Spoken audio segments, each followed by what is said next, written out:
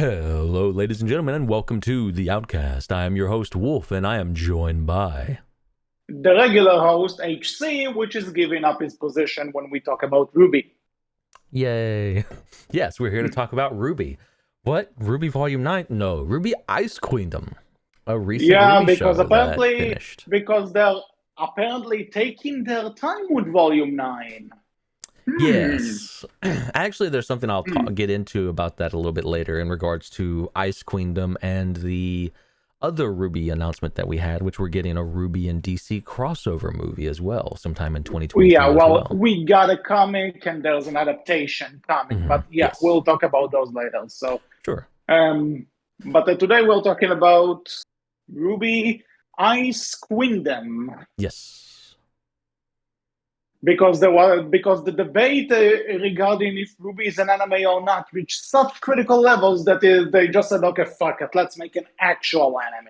I mean, to be fair, there is a RWBY Japanese dub, right? And many of the voice actors you see in Ice Queendom are people who are reprising their roles in... I was wondering, because just to kind of jump ahead, I was watching this with the Japanese voices, and I was wondering, I wonder if the English cast from the original show actually does the English version, and I found out that they did, so that's very cool. Yeah, you have the English cast coming back to reprise all their roles, as well as the original Japanese dubs for RWBY, like the people who originally dubbed RWBY in Japanese. Those voice actors came back for this anime.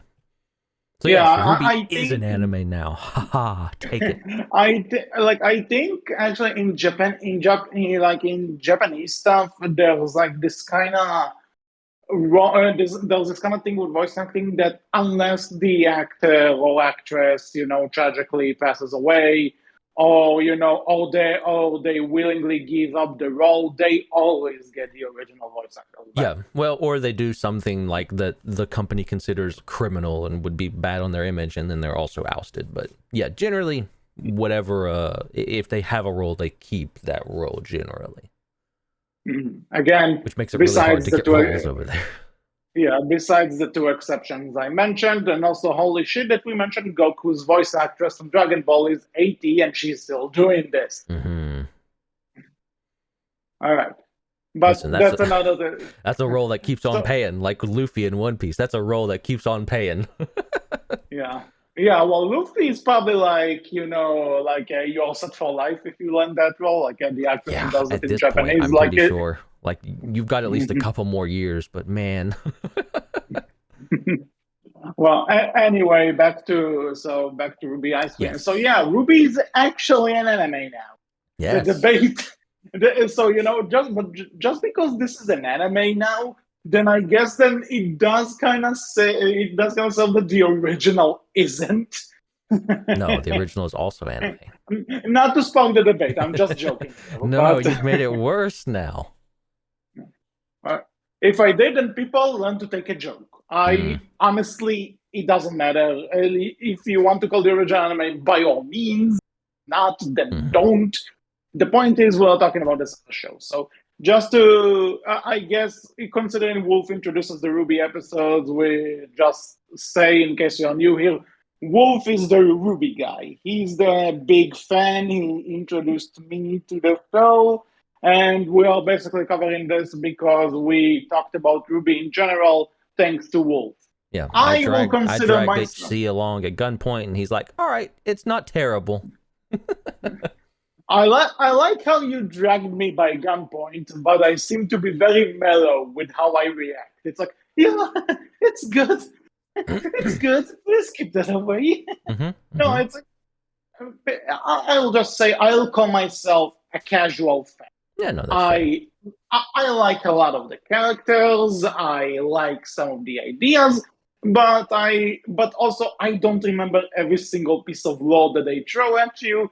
Nor do I necessarily agree with some of the decisions they make in the writing room regarding the last few seasons. But we're not here to talk about the last few volumes. We're here to talk about this is a spin-off, I assume. A spin-off reboot. Something. More or less, I would say, yeah, it definitely, it's set between like RWBY Volume 1 and Volume 2, right? because the I first should 3 stress. episodes are I should basically a stress. recap of Volume 1. Yeah, so I should stress we're starting with a generally non-spoiler talk. When we're about to get into spoilers, we'll let you know in case you haven't seen it and you're interested. So anyway, so like you said, it's taking place in between season 1 and 2 supposedly, Yes. the first few episodes are basically like a retelling of season 1. Yeah, but basically, Kinda. like it's a very quick recap of the general idea of season 1 of RWBY, and there's a few little things added here or there, but mostly it's a recap.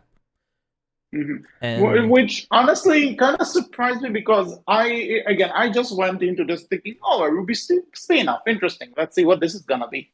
And when it started, I was thinking, oh, so they're doing like the new Neo Genesis Evangelion movies, that it's the plot of the original, but they're changing a few things. It's like we're redoing it. and then it takes a hard left turn. Yeah, and suddenly on episode 4, it's like, oh, okay, now we're doing something completely different. Interesting. But I guess I should say, not to discredit I really like this. If you need my quick opinion on it, I'll say I really enjoyed this. There was a lot about this that I absolutely loved, but at the same time, actually, I would dare say, because so far I don't see anything about this getting another season. No, I think this was designed from the get-go to be a one-off. It is just, this is what it is. There's nothing that is going to elsewise come from this, as far as I'm aware. Maybe they'll say, actually, wait, but no, this did really well. Let's do more.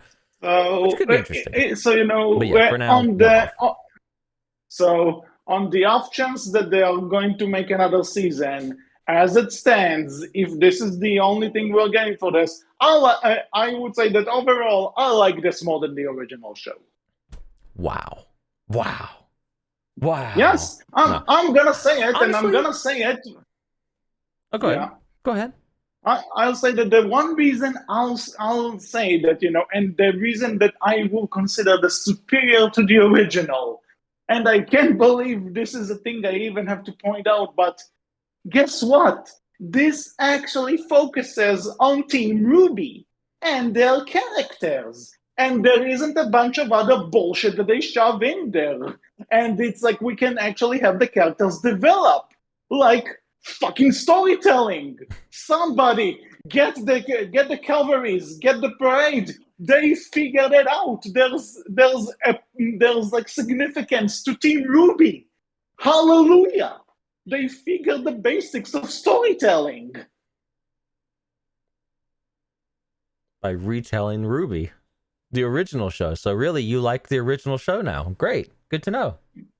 Well, I guess I could say I like it. I like it where, before they started shoving in a lot of other plot points and characters that they want to keep around for some reason, and they're afraid to do something with their main character.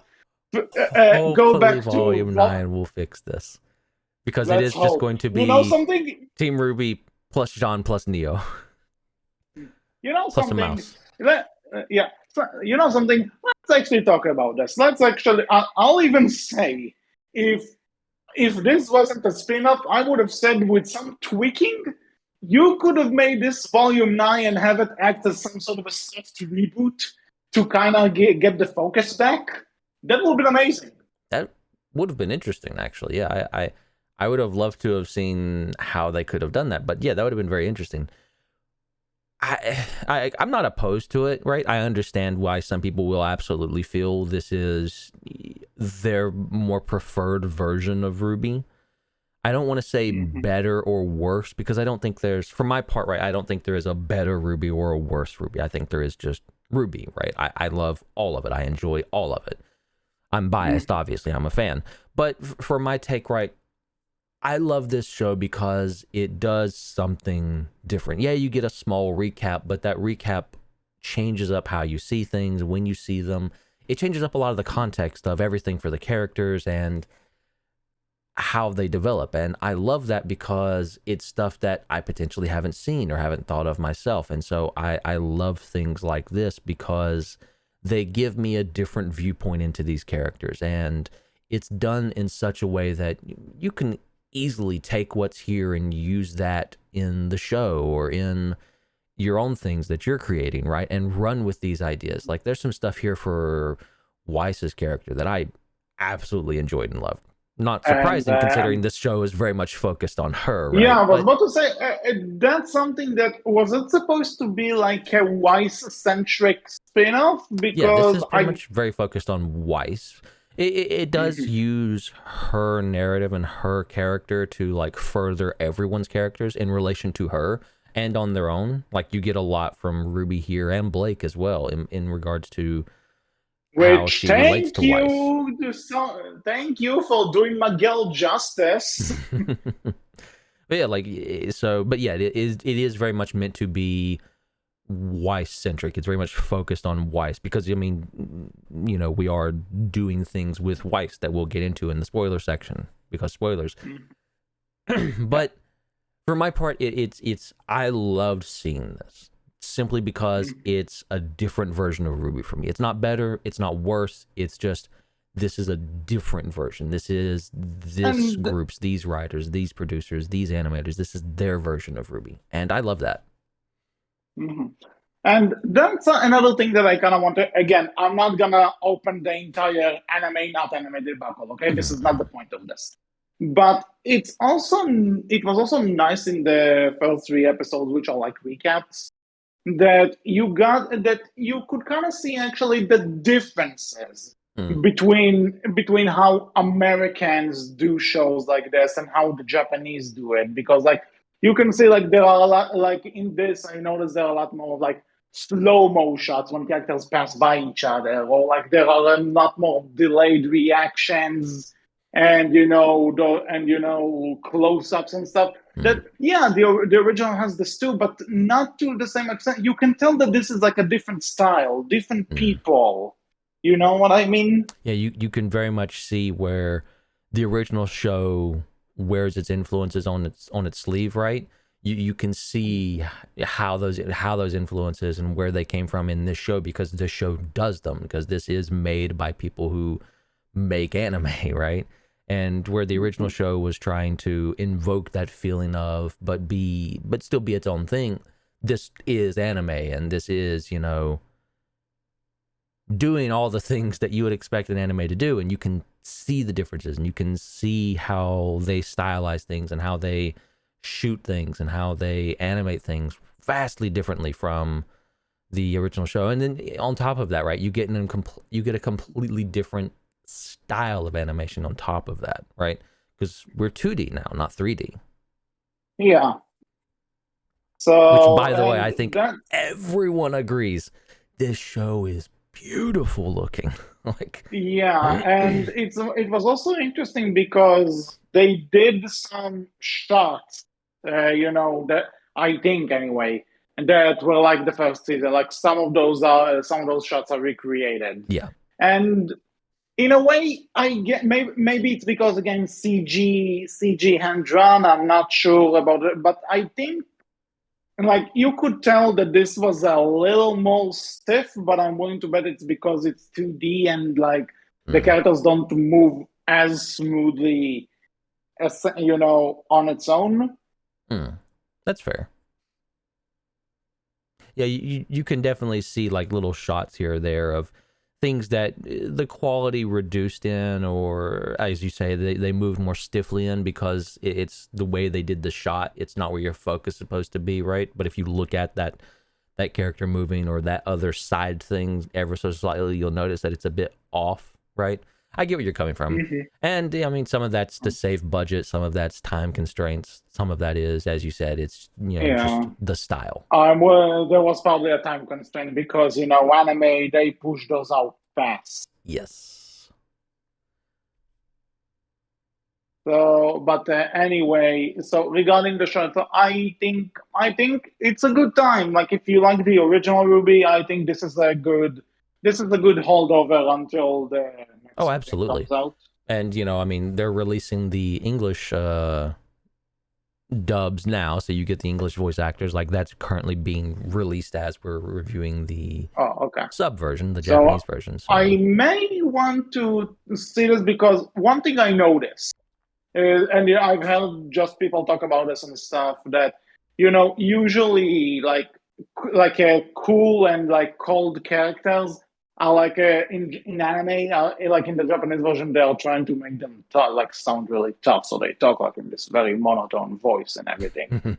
And like I noticed this with Blake, like with Blake's Japanese voice, and I know, and I her original voice is she's like a bit she's like a softer than the rest of them and everything, but she's like what I mean is that she's not as soft as the other ones or as yes, high yeah, pitched, but like she's not that cold, let's say.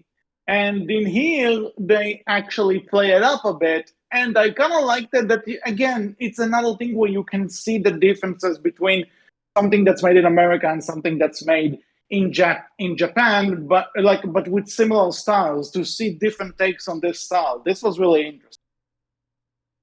yeah. No, I agree with you. If you're curious, the voice actress for Blake is, I hope I pronounce her name right, Yu Shimamura, and she is known for Attack on Titan. She plays Annie in Attack on Titan. She plays Oh, okay. who else does she play? She's in like Mm-hmm. Mob Psycho 100. She's been around for a while. She's in a lot of different anime. I'm trying to think of like the really popular ones for her. I know Attack on Titan is one. Oh, what are some of the others? I believe another really popular one would be Bleach. She's in that. Tales of the Abyss. Oh, there's others, but my mind is flaking on me hard. But she's definitely been in like a lot of different anime and has been the voice of some interesting characters, right? But I mean, the big Yeah. one for me personally was getting to hear Ozpin, Kazuhiko Yeah, Inoue. I did like Aspen Hill. Well, if you're not familiar, I believe he is the same person who plays one. He plays oh fuck, what is his name? Yeah, he plays Kakashi. So if you're used to Naruto, then you've heard this man's voice a lot. Well, that's more for my best friend and some other friends who watch Naruto, but I Yeah, like Kakashi's, I think his biggest role. Like he's had a lot of roles. He's also been around for a long time doing a lot of different stuff, but Kakashi's like the big one that people most know him for, I would say. And again, like if you love hearing Kakashi talk, then you'll love hearing Osmond talk because you can hear it just so well. Mhm. Yeah, I've always enjoyed. It's fun getting to hear the Japanese voice actors and, as you said, like see their takes on the characters and how they do it somewhat differently, and also just getting to hear the different voices. It's fun. Yeah. Mhm. But okay. So anything else you want to say about the show? Non-spoilers before Um, we jump in? Actually, yeah, there's something I'd like to talk to you about because I've seen this comment come up right for Hmm. this show, and I've seen it also. People have been talking about it in regards to um the DC movie that we're going to be getting as well at some point in the future, where people Yes. What about are skip because not canon was their opinion. It was the big complaint that it was one of the bigger complaints that I saw, and I it? find that so disheartening and saddening, right? Personally. Yeah, like I don't get that complaint, honestly. Like, yeah, I get not canon, fine, but just because something is confirmed to not be canon doesn't mean you can't have fun with it in its own way. Well, Like, again, eh, like I said, right? The idea of just being able to explore the characters in a different way and see different sides of them potentially, and how you can take from that and add it back into your perception of the characters in and of themselves, right? I love stuff like that, as I said, and I don't know. I will continue to shout from the rooftops that canon was the worst idea that fandom has ever created. Like fandom in general, creating the general idea of canon. It is the worst thing to ever be created. At least how people view it. We have an entire episode of the Outcast talking about this. I will continue to shout from the heavens and from the rooftops that quit deifying the idea of canon, people. It can be questioned. It can be flawed. It is okay. Yeah, but forget canon not, canon or not. It doesn't mean a thing can be fun in its own way. And you poor people are waiting for more than a year on Volume 9. Then you know what? I think you can enjoy some other time with the characters, canon or not. Agreed. Okay, maybe not the best thing, but you know what? Sonic fan, I'm gonna use this as an excuse. I'm not gonna diss the movies or Sonic Prime or something else because it's not canon to the games. I can enjoy them for what they are. No, that's fair. That's the beautiful thing about multiple versions of franchises. I'm like, so are you not going to watch the MCU because none of the movies are canon to the comics? Same with DC. It's stupid, honestly. I mean, for DC, it's a little bit more of a harder sell considering some of those movies not great. Well, people like what they like. That's fair. I just use that as an like, just because it's not canon. Not canon doesn't mean you need to automatically kill it. Yeah, it doesn't mean you should push it off to the side and discard it, right? Because that doesn't necessarily mean it's bad. And I think this show absolutely 100% proves that. And I think there are many other things out there that prove it too, right? Mm-hmm. But yeah, there's a few other things I want to bring up, but some of it will require spoilers, so we'll get into it. So if we're going to jump into it, yeah. Mm-hmm.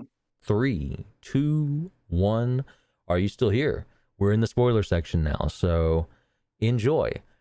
Episode 1: Red, White, Black, and Yellow. I think it's better considering how this show is built up. Let's maybe do the first 3 episodes, then episodes 4 to 11, and I guess final episode. No, that's fair. Because the first 3 episodes, like we said, are basically a recap of Volume 1. They do change things somewhat. There's a few differences in how you see things. Like the first episode is basically the RWBY trailers with a little bit added and changed. Which I actually really like. I did like this approach because I remember when we first started doing RWBY, you told me, hey, the trailers are actually canon to the show.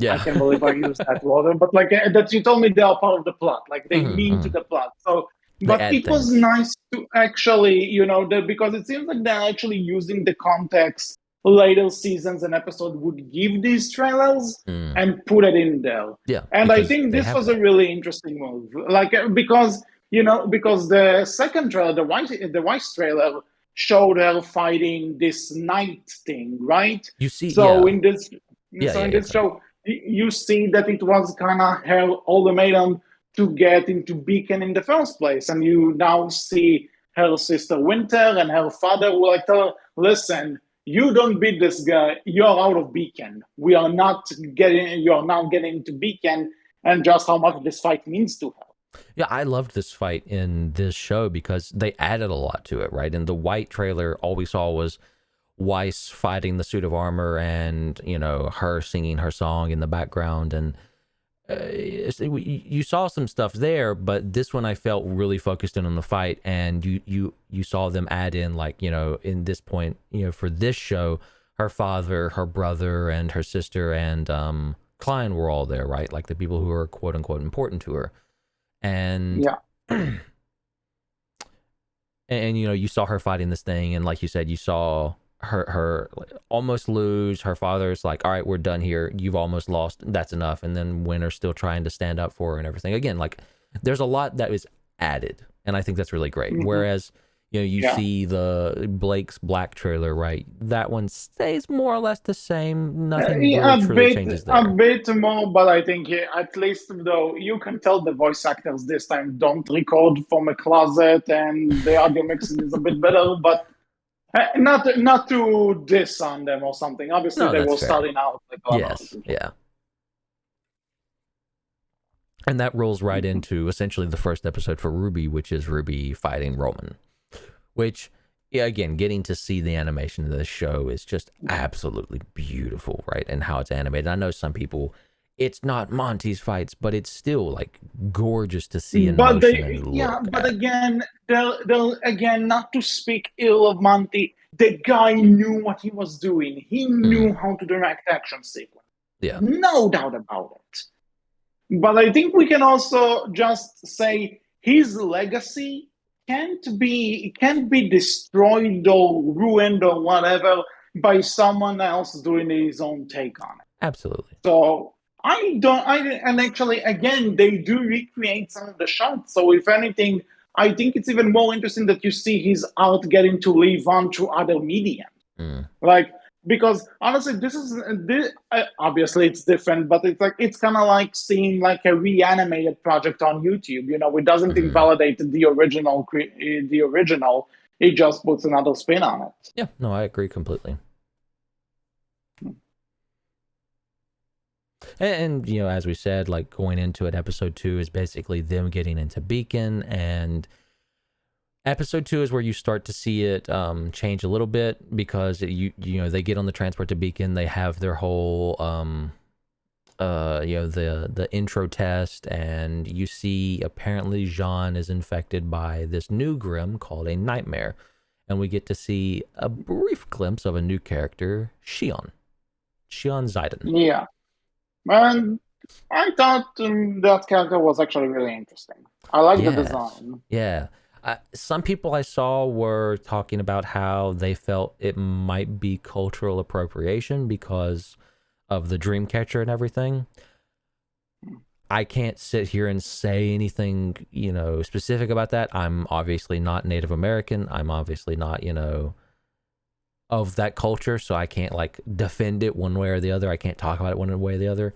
To me, all I can say is it didn't feel like cultural appropriation. It felt like it was used as it should be used, right? Yeah, honestly, like if you didn't tell me about this right now, I wouldn't even. This didn't cross my mind while I was Now, watching.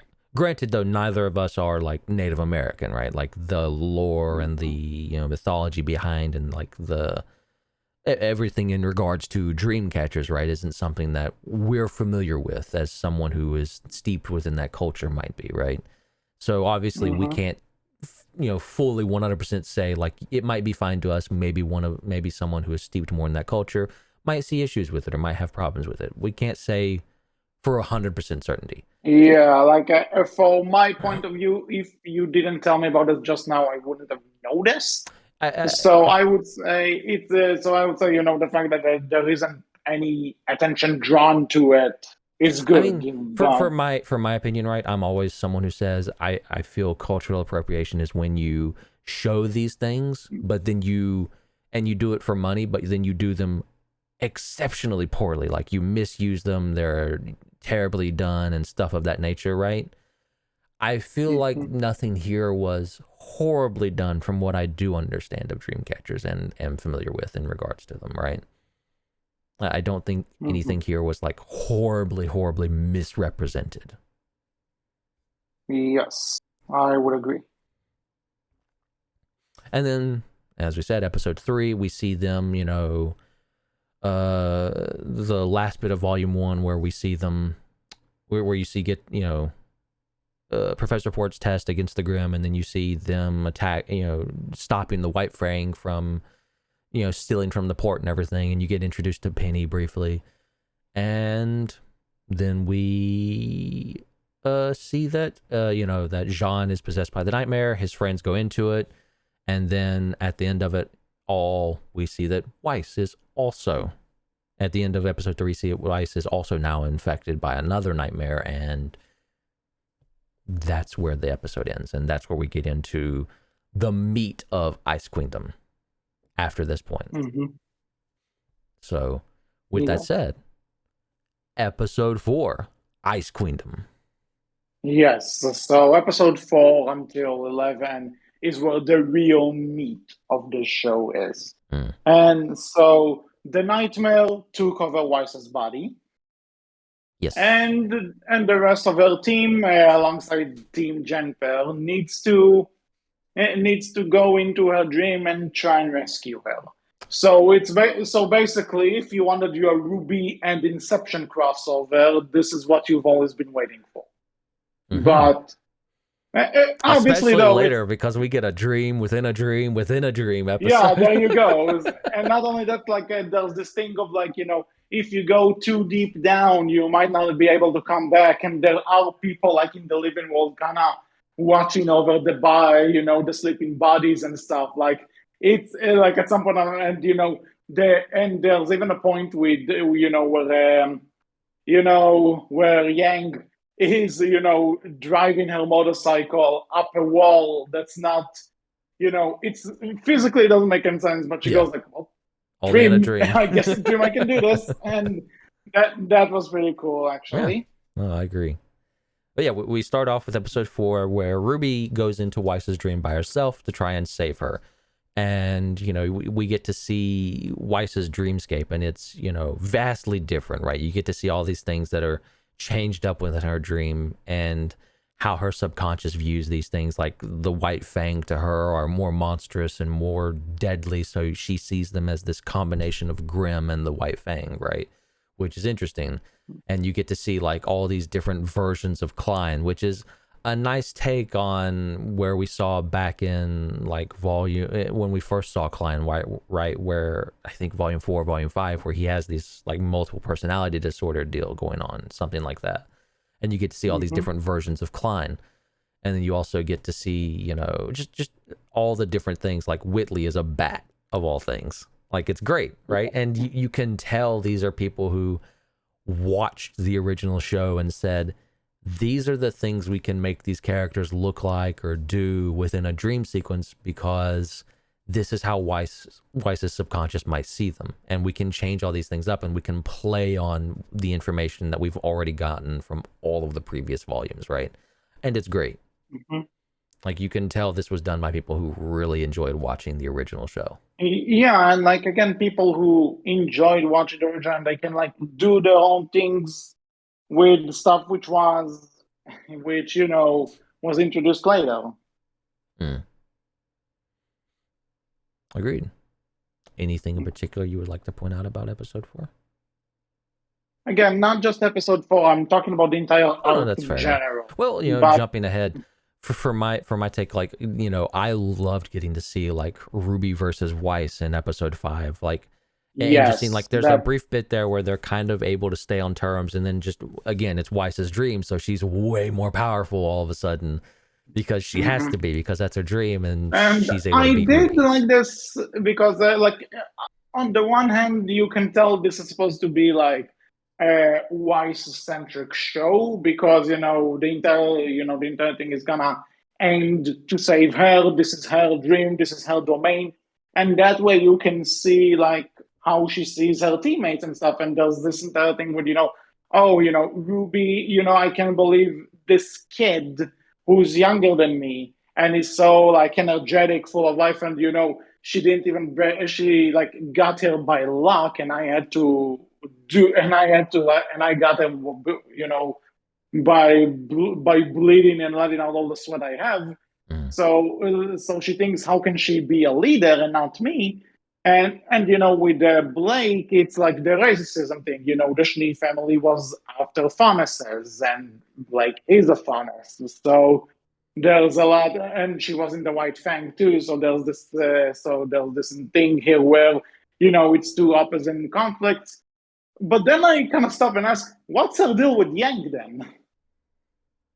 Well, it's actually interesting because her and Yang don't have a major connection. Even in this show, like, there's not a ton going on there, but you can see where in this show they add in the idea of you get this scene back in the first 3 episodes where Weiss calls Yang out for doting on Ruby too much, for basically treating Ruby too much like a child and not letting her take responsibility for her own actions and grow up, right? And you even had, which I loved to see, this scene early on in the recap as well, where Tai is talking to Yang and saying like, hey, you know, Ruby's going to be left behind because you're going to Beacon, right? And that's, you know, and Yang was kind of upset when she understood that. And, you know, Tai told her like, hey, that's not a bad thing. She needs to grow up without you. You know, Ruby needs to be able to grow up. You can't baby her forever, right? That's something that I will say, though. I got more of the sibling relationship between Ruby and Yang in this. Like, you I know, agree. relatively speaking. I agree. I think they focused on it quite a bit more, and they really nailed in that sibling dynamic a little bit more. But again, I think, you know, it is worth noting though, right, that I think we have gotten that in the main show. It's just it's been spread out over 8 volumes. This show was able to condense a lot of that, right, and really nail in some very specific character traits, I feel. Which I think works actually for this show. the fact it condenses so much, I think actually works in its benefit Yeah, I agree. because if you again go back, I think RWBY as a show, you know, good or bad is not the point. It's just a show that has a lot going on in it. At least at the time, like, you know, we have only 8 volumes so far, waiting on 9. There's a lot going on in it, and at some point it can become really clustered. And you know, and I kind of took a few jabs at this before. Well, I actually kind of feel nice. It feels nice that I can actually just enjoy this, and they're not spending time on. You know, it is worth coming. It's focused. It is worth mentioning, right? Like I've said in a lot of our RWBY coverage, and I will continue to say it. For the most part, I've always felt that RWBY is a show that moves too fast for its own good. I know you mentioned that it has a lot in it. They do a lot. There's a lot of characters. But I feel that wouldn't be a problem if they didn't move so fast. I've always said, you know, again, like I said, I've always said, and I will continue to say that. And I will just say, RWBY has been a show that has moved too fast for its own good. And looking at this show, right, where they condense a lot and they do move somewhat fast, it's interesting because I don't have that problem with this show, right? And I would say I don't have that problem with this show because I think it picks its things to focus on instead of focus on, like, there's a lot you could do with Weiss's character, right, in regards to this, and especially in regards to Blake, and they do some of that, right?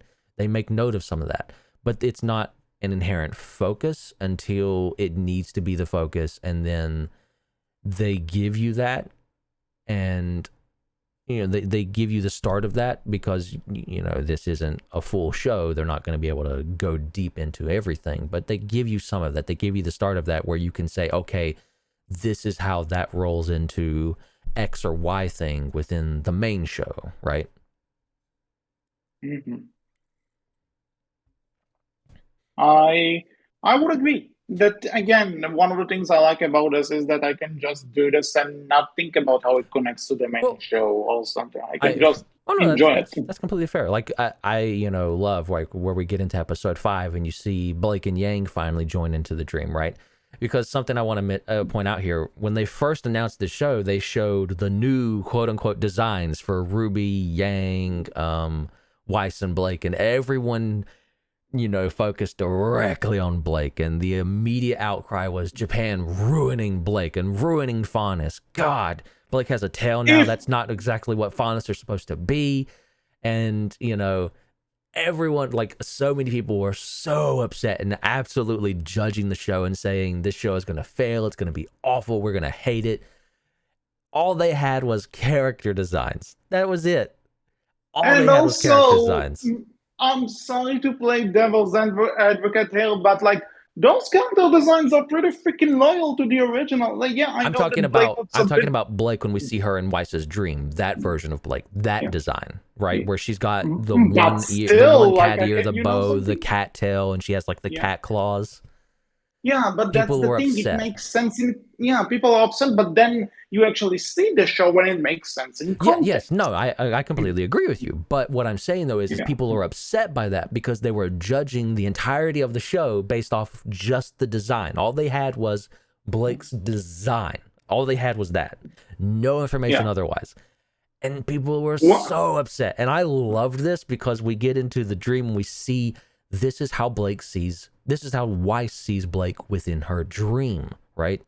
Mm-hmm. And everything makes so much more sense. And I love that they essentially trolled the fandom with this, and I loved it because so many people had to stand back and like, okay, we were wrong. We're gonna walk it back now.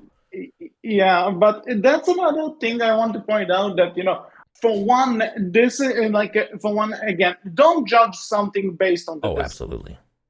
But on the one hand, because I mentioned I'm a Sonic fan earlier, so I need to stress there's a difference between your main character in a movie looking unappealing as all hell and completely missing the point, and a character being looking slightly different. Because say what you want about this design, as we stated, it makes sense in context and everything.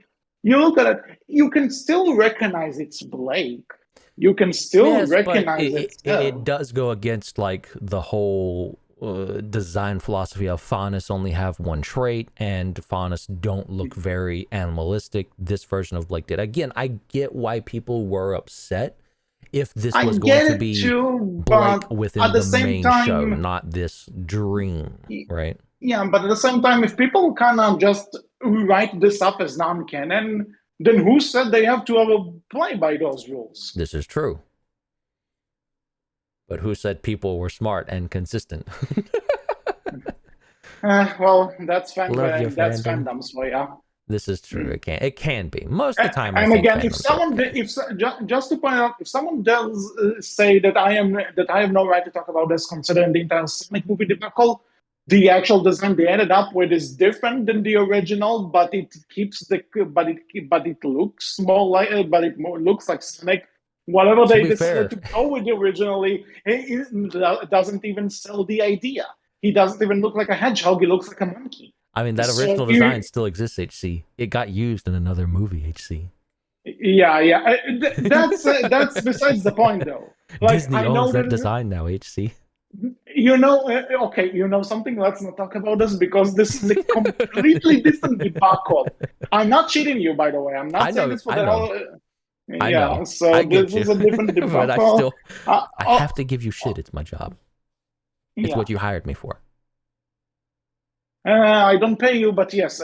So I didn't tell you you are my slave. Anyway, I get paid in the ability to continue to give you shit about Sonic, especially the Sonic movie design. Mm-hmm. I can continue to bring it up so it continues to haunt you. Wait until December 2024 when the third movie comes out. Let's wait until then, or whenever we do Sonic. Anyway, moving on with this. So I will say, Blake actually comes back to being awesome. Mm-hmm. I was so disappointed in Volume 8. She did nothing, and here it's like, oh, she actually has a clever but risky plan. And guess what? This plan works. Blake saves the fucking day. What did you think about seeing like Blake become this merging of Adam and herself, right? I actually think it was because I also liked after she suggests it, they say it's possible, but it's dangerous. She goes along with it, and she does tell there's like this dark version of Adam, like in our minds. And she says, I'm done with a white fang. I am not this anymore. I'm making my own path. And he tells her, your heart does like nuggets in your heart disagrees with your brain. It's like, fuck, that's a good line. Because it actually touches about kind of like a duality in a sense, Well, it also goes along with what we see in like Volume 3 when Blake still runs, right? Where, she had even, again, it harkens back to original RWBY, where Blake was trying to get away from that and she was trying to be that better person. But then at the end, when things got horribly bad, when everything came crashing down, she did still run. Like it harkens back to that as well, right? And you can see like, okay, that's how, Blake can stand here and say that, but that's how she still runs because she's not completely convinced herself, right? Mm-hmm. And again, I did like, the fight between her and Winter is... You mean Weiss? Weiss, right? My bad. I was about to say I wanted to say Weiss that Weiss's Winter's a design book in the in this dream. in this show. Yeah. Uh, I did want to say though that Weiss's design in the dream does look like it's Winter's attire and everything, It which I does. thought Like was nice. it's very like, Mm. you So, can see it's and so I like this because like we said, Blake's like a nightmare design is a combination of her and Adam, mm. and Weiss's design is a combination of her and Winter, the two people who had like the most impact on them before Well, before coming to Beacon. it's also right. Weiss's design takes this more authoritarian, like very dictatorial, fascist, right? Like design, like this very soldierish design that's very based. That's even like her dream world, right? Like it's represented in this, again, like which takes back from Atlas, where Atlas is this very militaristic focused kingdom, right? Where this very militaristic focused state. And you can see her design takes back after that as well, and how everything is this like very by the book, by the numbers, like, hey, everything has to be in place. And again, that comes back from her father and how he's treated them as well, right? And how he was very much everything has to be like this and has to be perfect. And if you're not perfect, you're not good enough. Yes. And Also, this again, I think if anything, the real meat of the show is the relationship between Weiss and Blake, mm, relationship regardless of shipping people, yes. and because it feels like because something that and this is another thing I like about this show because it brings up something really interesting about in RWBY in general that RWBY and Yang knew each other. They are sisters. They know each other better than they know themselves. But and like Weiss, Blake are newcomers who like they both come from different sides of the monarchy, right? Like Weiss is from Mhm. high society. So she believes if I'm not perfect, I'm not worth it. And Blake kind of had to fight every day in order to get by. Like a one had a lot of mental, was trained in battle but has a lot of mental damage. But the other one and the other one would just learn to fight because that was their only way. So Mhm. it's interesting to see those two going at it and eventually realizing, what, we are different. We are different, but it doesn't mean we have to hate each other. Like Well, there it's are, also right. Like Blake's whole idea is like, we are mirrors of one another to some degree, and it's great, right? Because it's a great way to end it because these two very opposing forces on each side of the conflict that is Faunus versus humanity, and how the other, how the one treats the other, right? And again, I think it's a great way to end it, and how you can have Blake's nightmare be just as powerful as Weiss's nightmare, and how they react to one another. It's great. I agree with you. It's great. But also, yeah. you don't lose this whole thing of you have RWBY and her relationship with Weiss and how she's able to understand and see things within Weiss that no one else would be able to see, because Weiss respects and likes RWBY a lot, and so in a lot of ways, and especially in how RWBY is a lot more free than what Weiss is, right? Or at least Weiss feels that way, anyways. And Weiss wishes she could be so free. Like I loved Mhm. seeing like RWBY get infected with the nightmare as well, and almost also start to fall into her own Yeah, nightmare. which was another interesting thing that they sort of implied, but not really. This might have been the first time she used the silver eyes. Yes, they don't imply it. They do that. Like you even see like Yeah. Ozpin Ah, looking at RWBY as the like mhm, blindfold is glowing up underneath, and RWBY has mhm. no clue that's what she's done, but Osmond's like, yep, I see this. I Yeah. know. Like I mean, like in terms of like if this is supposed to be fittings, again, that this is the first time she used that and she doesn't fully get what it Yeah, means. this would be the first time she used it and doesn't fully get it yet. Yeah. Which is trying Mhm. to keep in with like the canon of the show and stuff like that. Which again, like since people did complain like it's not canon, therefore discard it, I wish they would have like done more to change up canon, because I would love to see this show, if it did get the chance, I would love to see it continue forward, and the things that are done here, the things that the characters learned here, taken forward, and say, how would that change things up? Like, and you have fan fiction do this all the time, where RWBY knew of her silver eyes. How does that change up, like, volume 3 Yeah, or like stuff of have that this nature? entire show, that's basically kind of like a different sort of what if, you know? I Again, love like stuff I like that. brought up, I brought up the Neo Genesis Evangelion that are kind of again story, but they're done a bit differently.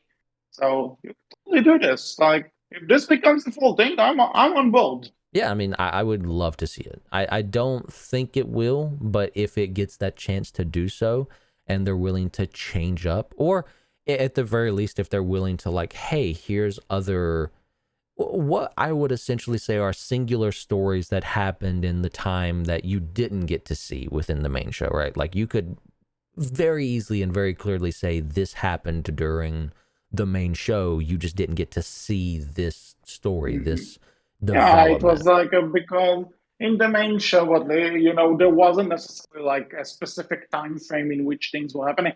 And not in the first few seasons anyway. Like as long as Mm. they were in Beacon, there wasn't a necessary time, Yeah, there were necessarily a a lot time of frame. like gaps in time that you could feasibly go back and fill in with really whatever you want and say, hey, this Yeah, happened during this time. No, it didn't. That's not canon. Prove it. I don't care. I don't care. It's fun. No, I completely agree. It's fun, and that's all that matters, right? And it's good, right? Yes. I personally would still I love it even if it will. wasn't all that great, but the fact that it's good and can be fun on top of all that, mwah, beautiful. Yeah, I am because filled. now I kind of want to jump into the final episode for a bit.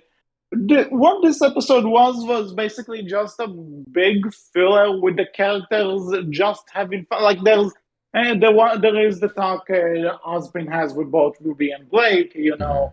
One about the silver eyes, and Blake hiding her identity as a Thomas. Which are conversations you get in the main show, right? Just Yes, differently paced at but different points. yeah, but other than that, it's just the characters having fun and getting along with each other. And something, I actually like this season finale, like because we've seen them go through so much shit together and actually come together in the again. Actually, when all four of them actually walk together in that dream to vanquish the nightmare, that's like again, thank you, Team Ruby freaking does something in their own show. Who would have thought? What a revolutionary concept. So that's fun. And then we just get to see them hang out, have fun, not having to worry about it's like and this is a sign of good characters that like you can give them you can just have them do whatever and you're invested. It doesn't have to be a big plot thing. And I think the Yeah. Ruby characters are fantastic and they are fun. Uh, uh, and they are fun to just see them hang out and do random stuff. It's like, and so it's nice that we actually get to see that. We actually get to see them bonding, not just through missions, but also through them just being themselves. No, I agree, and again, it's a nice little homage that the show ends with the food fight, right? That we get in the main Mm-hmm. show. Like this Yeah, show gives their own that's the version of the season food two fight. opener, right? Yeah. Hmm. Oh, that was fun.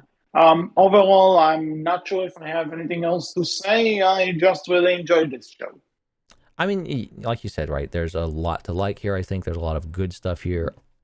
There's a lot of great character moments. Like, especially getting to see like young Weiss talking with Nicholas. Nicholas Yeah, Schnee, her grandfather, right? Like that's something we've never gotten from the show, and I love that yeah, and here. again, it's like they took stuff from like clothing and it's like, oh, let's play along with this. Like we will see young one. Oh, let's show Getting this. getting to see little young white baby Weiss, that was adorable. Like, young her, that was absolutely adorable. Yes. And how that's all of her bottled up emotions, that was absolutely adorable. More of that. Hmm. Yeah. But yeah, getting to see Um. like little baby Weiss with her grandfather and talking with him, right? And that conversation that Yang gets to see that. I think that was great, and I would love to see if the show got to move forward where Yang talks to Weiss about that, like a grin, right? There's so much set up here where you could say all of these other new moments that you could have between these characters that would be so fun and build on them so much more. Actually, this leads me up to the final thing I kind of want to talk about. Mm-hmm. So, let's say, because I think you know better than anyone, because you told me about this, that the RWBY fandom is really big on shipping. Yes. And Yes. like I know that like Blake and Yang are like the big ship, and for good reasons I kind of ship it too. Nah, Yeah, they're so the big ship that seems to be like the most possible canon ship, I suppose you'd say. Where yeah, like if this the isn't writers just would a actually thing. grow a pair of balls and give us to it They're without getting bullshit there. padding, They're but getting there. but I get it, okay, but they're anyway. getting there. Mhm. But anyway, I was actually going into this. I was wondering if they're actually going to put more hints towards that because anime is a lot more. Actual Japanese anime is a lot more open with this kind of stuff. Like they would actually put those stuff in there. You get what I mean? Yeah, no, I get you. So I was gonna trying to look if there are any hints of like the Blake and the Yang relationship. But honestly, I'll tell you that I'm not to say I ship it or I want it to be canon, but I think this show gave more moments of this to Blake and Weiss, honestly. I think there's quite a few people who would agree with you, and I understand where you're coming from in that because Blake, like, it definitely plays off Blake and Weiss a lot in this one, and a lot of people expected it to play off Ruby and Weiss a lot in this one as well, and I think you got a lot of moments Yeah. with Ruby and Weiss Yeah, as well. like do not misunderstand me. There are moments that like there's the moment like near the end where like Yang offers Blake to play this game with her, and Yang wins effortlessly, and Blake just doesn't get it. So that's cute, and there are some moments between Ruby and Vice that could be taken this way. But I felt like if they were actually hinting towards something, it seemed like they were aiming for Weiss and Blake. Then No, I get that, yeah, and that is a ship, right? That people really do enjoy. People love the dynamic of Weiss and Blake. I believe that's called oh fuck. What is the name? I forget. I gotta look it up. You hear typing monochrome. That's it. I remembered. monochrome. That's the one. Yeah, Okay. that's monochrome because black and white makes sense. It's again, the RWBY fandom is always good at coming up with ship names. Have always been. But yeah, like a lot of people love that ship. I think I think it goes Bumblebee, then White Rose, which is Weiss and Ruby, and then Monochrome is like the most popular ships, I believe. I want to say, please tell me nobody ships Yang and Ruby, but who am I kidding? People do this sort of shit. So, yeah, that's a ship. They're sisters, people. Still a ship. I mean, to be fair, there is a ship where it's like this one big polycule, right? Where it's like the whole team is shipped together with each other. And of course. That kind of involves Ruby and Yang, but but most people take that as like, it's basically just Ruby and Yang in relationships with Weiss and Blake, and it's, vice versa, right? Like Ruby's in a relationship with Weiss, but Yang's also in a relationship with Weiss, and Ruby's in a relationship with Blake, and Yang's also in a relationship with Blake. And that's how they do it. But anywho, Ruby more like orgy. Okay, I'm done. Ruby not shipping. Going in there. That's a ship too, HC. Okay, not going in there. That is a ship too, jokingly, but that is a ship. Okay. Anyway, I think we basically covered everything. There is one thing I would like to talk about, and that is I saw something come up that I found very interesting, and that is so during this time, right? Volume 9 has been worked on, and we recently, a little after this show was announced, got an announcement, an announcement from Rooster Teeth saying, like, hey, because RTX was a thing this year, and we got that, and they came out and said, we are working on Volume 9. We announced RWBY Ice Queendom, that's coming out, and we've announced, and we're announcing, like, hey, we've been working on this RWBY and DC crossover movie, And we know what you're here for. RWBY Volume 9, that's coming out next year. And a lot of people are upset by this news. Not because they were getting extra things. It was because for the longest time, people believed, and Rooster Teeth did say, like, hey, the coronavirus, the pandemic, that's pushed us back, as it has everybody, which is understandable. Yes. Everybody was okay with that. Very much so, But then there was just silence. Rooster Teeth said nothing. They came out with nothing. They did nothing. Like, no one knew what was going on with RWBY, where it was going, when it was coming, anything.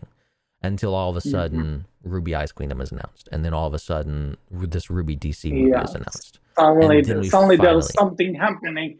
I think it's... I want to say think the thing is, because I was actually looking up when we uploaded our Volume 8 podcast, and this was on April 2021. Yes. So at the time of this recording, it's been like a year and a half since the season finished, and if you are a RWBY fan, you probably know this already. That season ended on quite the cliffhanger. Yes.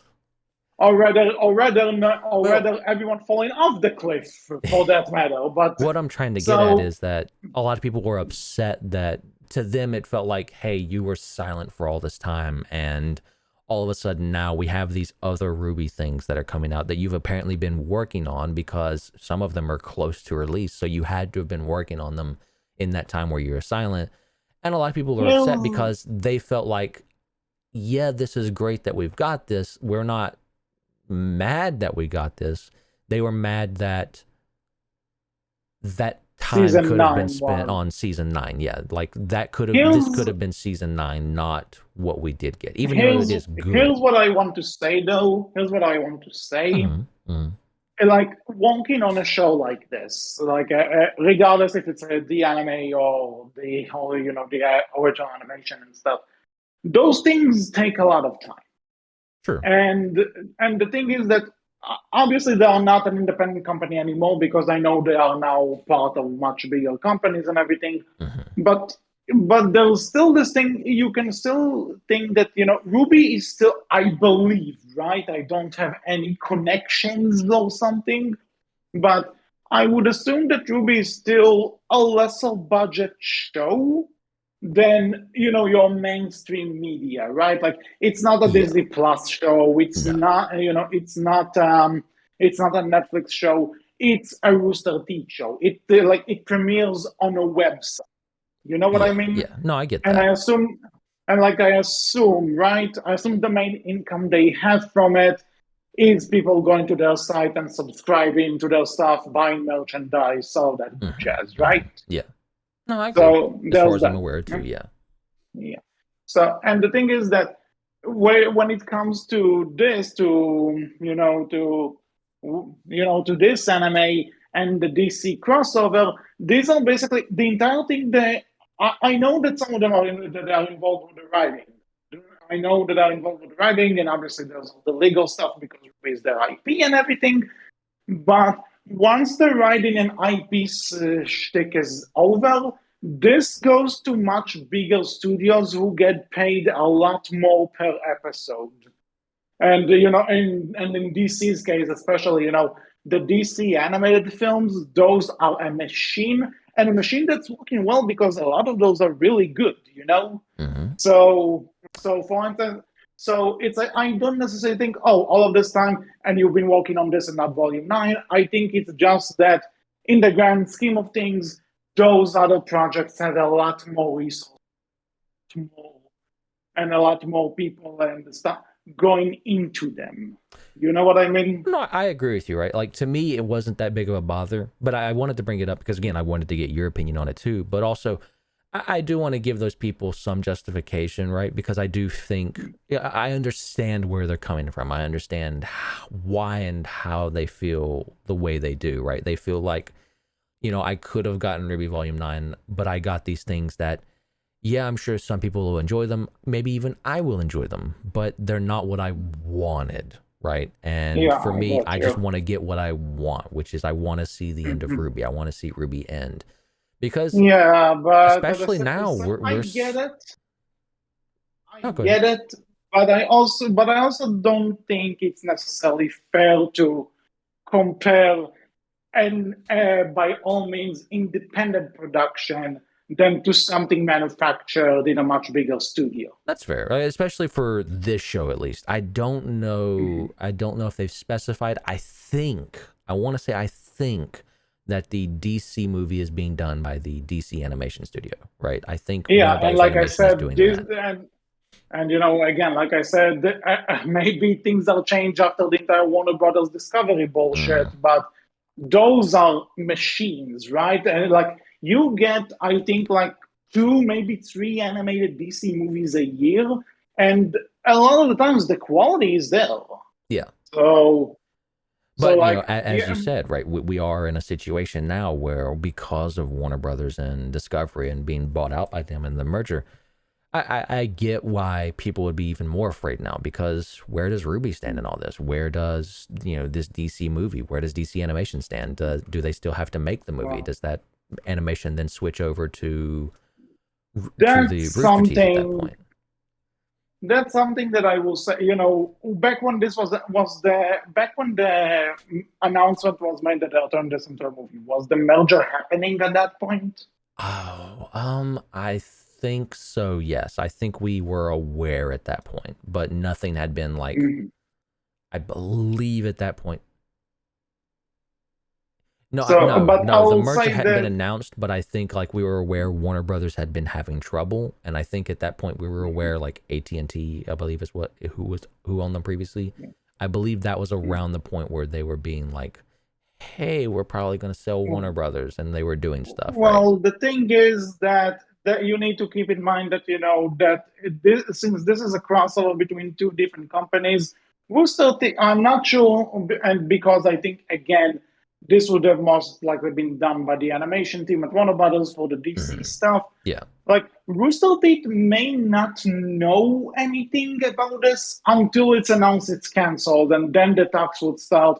Well, what are we doing with this? Like, are you Yeah, no, going I to agree. because Rooster Teeth will most likely need to either be paid royalties or they'll just move the production. Well, Warner Brothers does own Rooster Teeth. It's worth pointing that out. Oh, really? Yeah, Yes. right. In this entire. So there's Oh, no so now royalties this to be is paid. actually. So yeah, that's why Yeah. people are very much questioning things right now, and that's why some people are unfortunately like yelling from the rooftops, "Rooster Teeth is in trouble. RWBY's dead." But no, there has I been some wouldn't say layoffs at Rooster dead. Teeth, from what I understand. And I I get know. why people would be worried. But I also think that it's not to necessarily say Rooster Teeth is dead yet, because here's the thing. Like I said, Rooster Teeth might be owned by this big subsidiary, but it's also still does its own thing. Again, Yeah. you don't see Rooster Teeth content on TV or streaming channels. They host their websites. This is how they make their money. So, I don't want to necessarily say anything, so don't say, haha, let's see I'm being wrong. But it's also, I think they're safe for now. No, I agree. I think RWBY is still going to continue on just fine. But again, I do get why people are, especially now, right, of all times, worried Yeah. for the future of RWBY and whether or not they're going to get But to what's see the the show future, finished. what's not? I don't think it's fair to necessarily judge before we hear an official. I agree. I completely agree. But whenever such an announcement will be held, we'll probably be here to talk about this. So let's Just like we talked see. about. So if there's nothing else, Wolf, I actually do need to get going. Yeah. So So, let's wrap it up. again, RWBY Ice Queendom, we both enjoyed it. There you go. Yes, definitely. Worth a watch, definitely. So that was all for us here at the Outcast. We hope you enjoyed. If you want to get in touch with us, you can go onto our Twitter, which is Berkcast with a capital B, capital C, or to our Tumblr, which is Berkcast Team. I'm surprised I remembered this. It's been a long time since I've done this. Woo! But yeah, that was all for us. We hope you enjoyed. I was your host, Wolf, and I was joined by HC, the regular host. And until next time, ladies and gentlemen, take care and goodbye. See ya. Bye-bye.